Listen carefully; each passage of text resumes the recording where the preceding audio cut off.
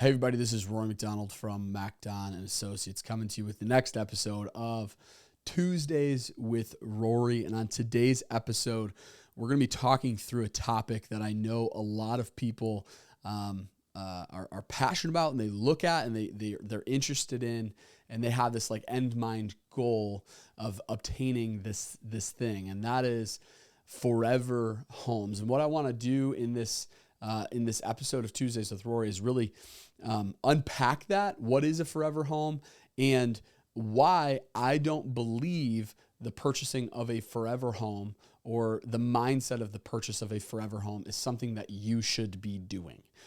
So just to give you a quick idea, a forever home, what most people view it as is this end in mind goal of this dream house with all the finishes, all the upgrades that they're looking for, that they're going to purchase and be in for a very significant length of time.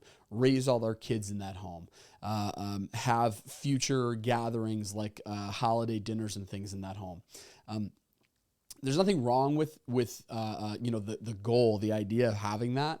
But in this episode, I'm going to give you 3 reasons why I don't believe that you should have the mindset of a forever home when it comes to the purchase of a piece of real estate here in the state of Michigan. The very first reason why I don't believe this is it justifies you overspending. I'm going to say that again.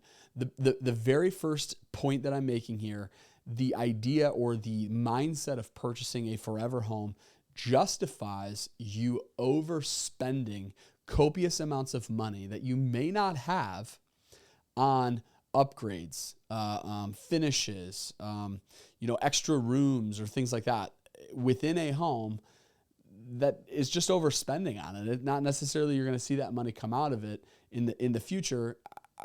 The purchase on that, it might not actually make sense. So just to give you a quick example of this, I wrote down a few things.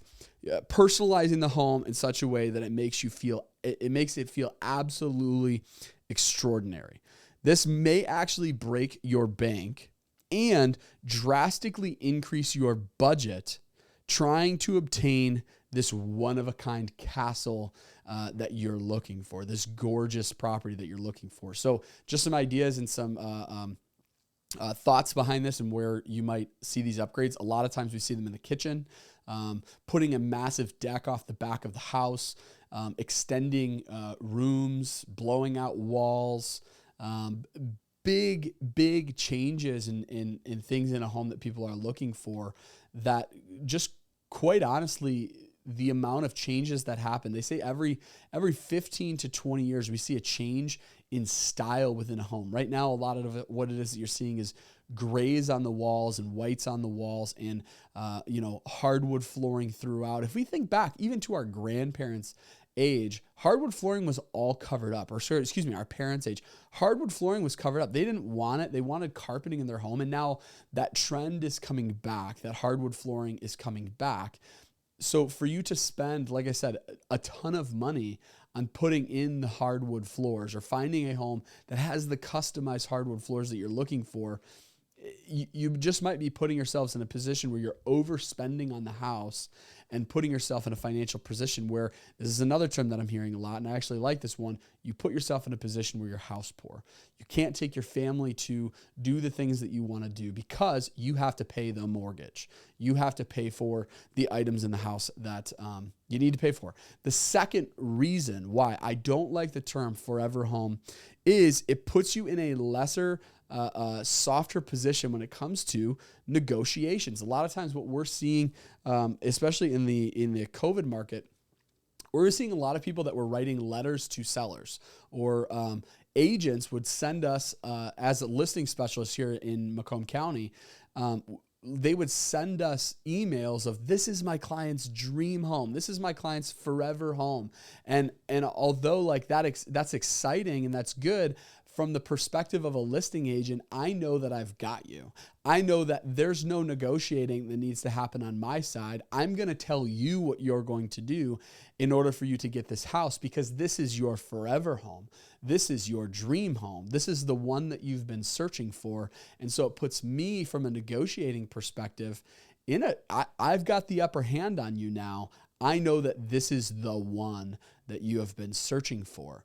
And so just removing that from your vocabulary, removing the word forever home or dream home from your vocabulary, it puts you in a better perspective when it comes to negotiating. We're seeing a shift in the market now that we didn't see for the last 2 years, where things are becoming more balanced. The number of sellers is getting close to equaling the number of purchasers that are out there. And because of this, you're in a position now as a purchaser to be in a better spot when it comes to negotiating. So don't put yourself in a position where you're saying the words forever home or the term forever home or dream home and reduce your ability to negotiate with that seller. The goal is to get your forever home or the home that you're looking for right now at a better cost, at a better value than what you could have in years past, or the house down the road, or things like that. The last thing, and with that, from a buying perspective, that is one of the things that I, as of more recently, with the shift in the market from during COVID, it was hard. During COVID, it was difficult. You had to say forever home. You had to just basically kind of show your soul and say, I'll do whatever you want in order for me to get this house. And this is the shift that we're seeing. People are putting themselves in a position right now, offering on houses where they don't have to offer their firstborn child for the house. Things are becoming more balanced. And so this is, as of recently, a term, forever home, dream home, that I am removing from the vocabulary of my purchasers, because I want to get them in the mindset that we are going in to negotiate. We are going into battle. We are going into put them in a position where they immediately move into the home and have equity in their house because we got it at a better value than what some of the other people would have. So keep that in mind as well. The third reason, so just to recap really quick, justifies you overspending. 2, it lessens your ability to negotiate. And the third reason, I think that this is the most important reason, it reduces your ability to cash in on your equity. I'm going to say that again. It reduces having the forever home that you mindset-wise plan to never leave.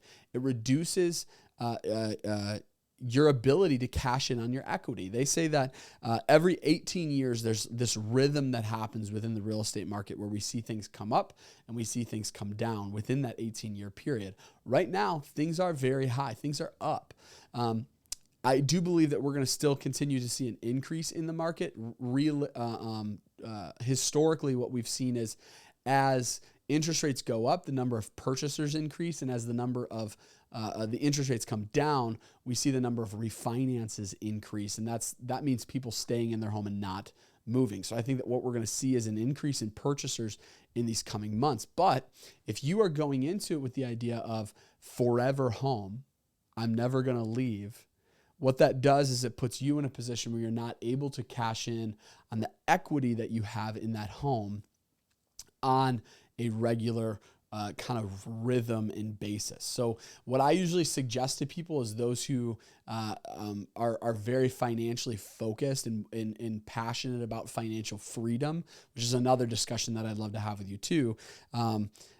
I would always suggest to people 5 to 7 years is a healthy area where you should be thinking through cashing in on your investment. Just to give you a quick idea of what it is that I mean by that, in a healthy year, we will see an average increase in the property values of our area of about 5%, give or take about 5%. In the midst of COVID, we saw just in Macomb County, I'm going to say just Macomb Township even, we saw an increase of about 22 to 27%. In Macomb Township, it was 22%. That's never happened before, nor do I believe, or many other professionals in this area believe that that's going to happen again. We're going to see a steady increase and a steady growth of about 5%. Well, if you are purchasing a $300,000 house, let's say, you're putting 20% down, that's $60,000 that you're putting down on that house. Now, if we see a steady increase of 5% over the course of just 5 years of you being in that home, you're now in a position where the value of that house is right around $280,000.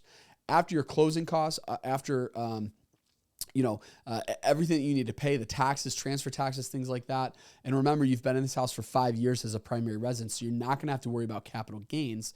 You're going to end up walking away with the $60,000 that you put into the home initially, as well as $50,000 in equity, in profit, essentially, that you can take and then put on the next home, do a few upgrades within that home as well, and really put yourself in a position where you can move on well, knowing that you made money on that purchase. So again, coming back to it, the 3 reasons why you should remove the idea of a forever home from your vocabulary. First, it justifies you overspending.